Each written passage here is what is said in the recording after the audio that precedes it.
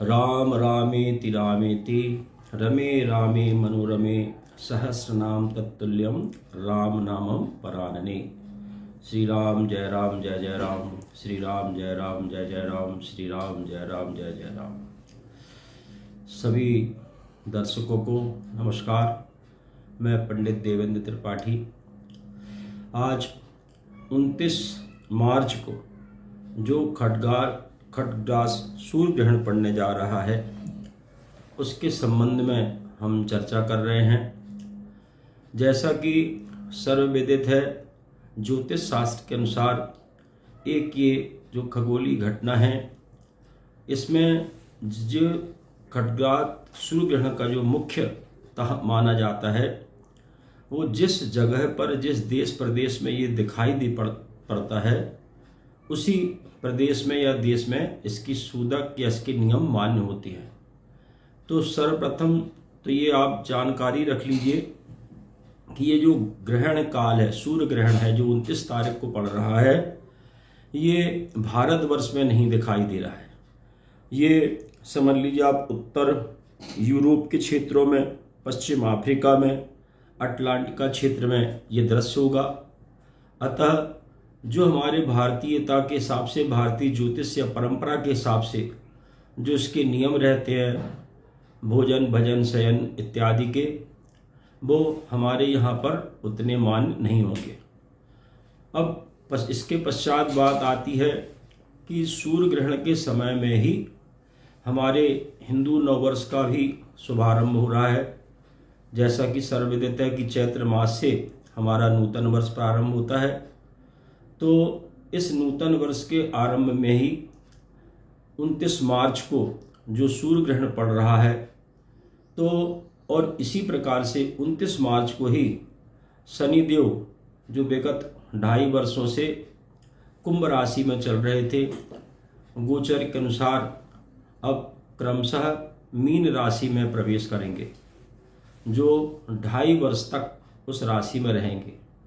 इसी तरीके से जो सूर्य की संक्रांति कही जाती है, तो विगत समझ लीजिए 15 तारीख से अपने आप पहले से ही मीन राशि में सूर्यदेव विद्यमान है। अर्थात आज हम आपको चर्चा कर रहे हैं या बताने जा रहे हैं कि अगर मीन राशि में जहाँ पर पहले से सूर्य ग्रह, शुक्र ग्रह, बुध ग्रह, राहु ग्रह विद्यमान है, और 29 मार्च के बाद जब शनि ग्रह का भी प्रवेश उसी मीन राशि में होगा, और इसके साथ ही ग्रहण भी रहेगा, सूर्य ग्रहण भी रहेगा, तो इन तमाम परिस्थितियों को से लोगों के मन में जो हमारी जो 12 राशि हैं, कहीं ना कहीं हम सभी लोग इन 12 राशियों के अंतर्गत ही और इन नवग्रह के अंतर्गत ही हम अपना जीवन यापन करते हैं। तो इसका प्रभाव हमारे जीवन में कहाँ कहाँ पड़ेगा, किन किन राशियों पर इसका शुभ और अशुभ प्रभाव पड़ेगा, इसके बारे में हम आपसे चर्चा कर रहे हैं। तो जो विशेष रूप से इसका प्रभाव रहेगा, जो इन तमाम ग्रहों के परिवर्तन से, ग्रहण के परिवर्तन से किन राशियों को सबसे ज़्यादा प्रभाव पड़ेगा, शुभ या अशुभ प्रभाव पड़ेगा, ये तमाम बातें हम आपसे बता रहे हैं। तो ज़्यादा अशुभता का प्रभाव समझ लीजिए आप 29 मार्च से लेकर कम से कम 20 अप्रैल तक मीन राशि वालों को बहुत ज़्यादा हमें संभल के रहना है। तन से, मन से, धन से, या हम यूँ कहें कि शारीरिक, मानसिक और आर्थिक दृष्टिकोण से मीन राशि वालों को ज़्यादा संभल कर चलना है। इसी तरह से कुंभ राशि से ये ग्रह निकलेंगे, कुंभ राशि से निकलकर शनिदेव आ रहे हैं, तो इसका प्रभाव अभी कम से कम 3 माह तक कुंभ राशि वालों के ऊपर भी निश्चित रूप से पड़ेगा। और आने वाले समय में जब शनि की 7.5 प्रभाव में आती है, तो एक राशि पीछे और एक राशि आगे को भी 7.5 के प्रभाव में लिए आती है। तो मेष राशि पर भी इसका प्रभाव पड़ेगा। किंतु मुख्यतः जो विशेष सावधानी और संयम बरतने का समय है, उनमें 3 राशियां प्रमुख हैं, जिनमें मीन राशि, कन्या राशि और इसके पश्चात मेष राशि। इन राशियों वालों को अपने अभी कम से कम 3 माह तक अपने आचार विचार कार्यशैली में बहुत संयम बरतना चाहिए और धर्मानुसार आचरण करते हुए अपने इष्ट आराध्य के मंत्र जाप करें। दरिद्रता या यूँ समझिए अन्न धन का दान करें और दरिद्र नारायण की सेवा करें। इससे काफ़ी हमें बचाव मिलता है ग्रहों के दुष्प्रभाव से। और इन तमाम राशियों के लिए जो विशेष एक बात रहती है कि जीवन में हमें किसी प्रकार की भी प्रतिकूलता अगर आती है तो हम अपने इष्ट का, अपने आराध्य का, या यूँ कहें कि हम अपने बड़े बुजुर्गों का यथा योग्य सम्मान करते हैं। इससे भी हमें ग्रहों के दुष्प्रभाव से मुक्ति मिलती है। अब 12 राशियों में इनका प्रभाव किस प्रकार से होगा और इन 12 राशियों में हम किस प्रकार से अपने आप को बचा के भी रखें और प्रगति के मार्ग के लिए भी अग्रसर हों। तो सर्वप्रथम हम मेष राशि से प्रारंभ करते हैं। तो मेष राशि में ग्रहण का प्रभाव एवं शनि और सूर्य के गोचर का प्रभाव किस तरह से पड़ेगा।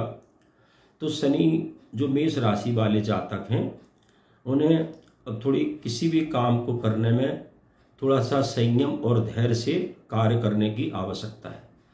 किसी प्रकार के भी जो बड़े निर्णय हैं उन बड़े निर्णयों को लेने में थोड़ा सा 1 माह तक, कम से कम मई के महीने तक संयम और सावधानी रखें, क्योंकि इसमें शारीरिक रूप से और आर्थिक रूप से नुकसान होने की संभावना है।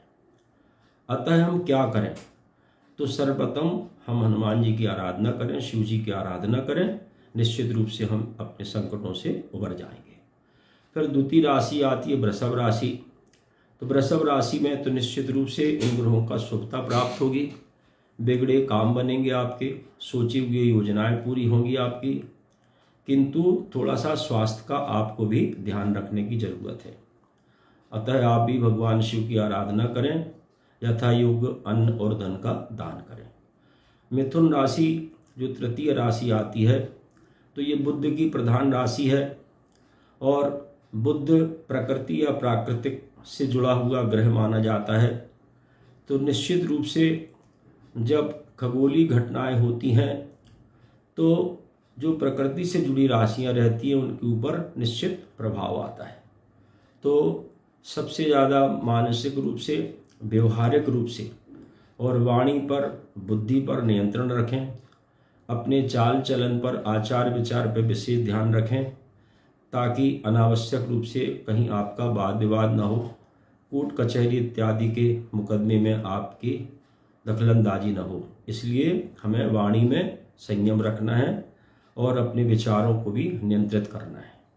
अतः आप भी भगवान श्री हरि विष्णु की पूजा करें ताकि आपकी मन बुद्धि चेतना जागृत रहे। कर्क राशि जल तत्व की प्रधान राशि है और विगत पिछले वर्षों से शनि की अढ़ैया चल रही थी कर्क राशि में। तो कर्क राशि वालों के लिए तो ये प्रभाव शुभता प्रदान करने वाला है, जिससे पिछले दिनों जो ने व्यापारिक रूप से, पारिवारिक रूप से, व्यवहारिक रूप से जो कठिनाइयाँ चल रही थी, तनाव चल रहा था, उससे उन्हें मुक्ति मिलेगी।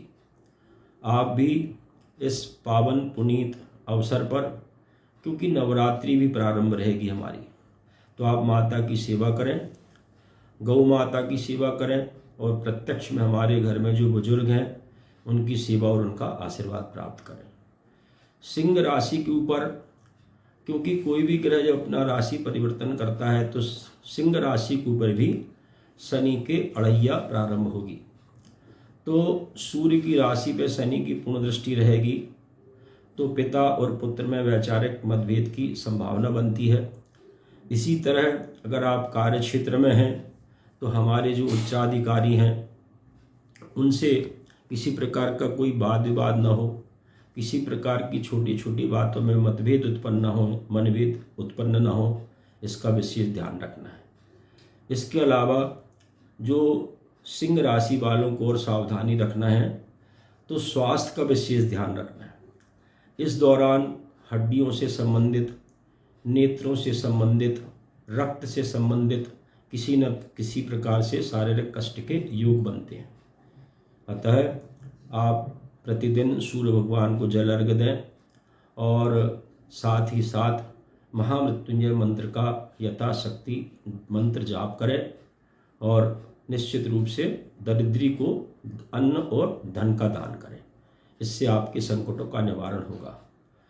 कन्या राशि की बात करें तो शनि और सूर्य का प्रभाव सीधा सीधा जो सप्तम दृष्टि ग्रहों की रहती है, कन्या राशि वालों को सबसे ज़्यादा प्रभावित करती है।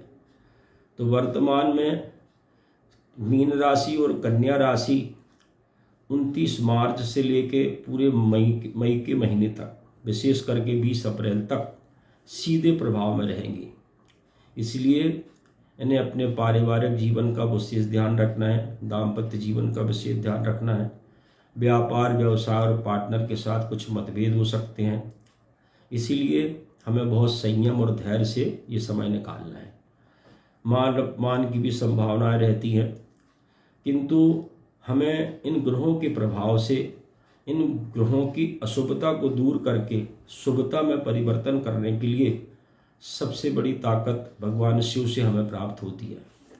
तो कहते हैं कि सकल अमंगल मैटन हारी, भावी मैट सकहीं त्रिपुरारी। अतः शिव की शरण में आप जाइए। आपने अगर गुरु मंत्र लिया है तो गुरु की शरण में जाइए, तो आपके ये विपत्ति का समय आपका कट जाएगा।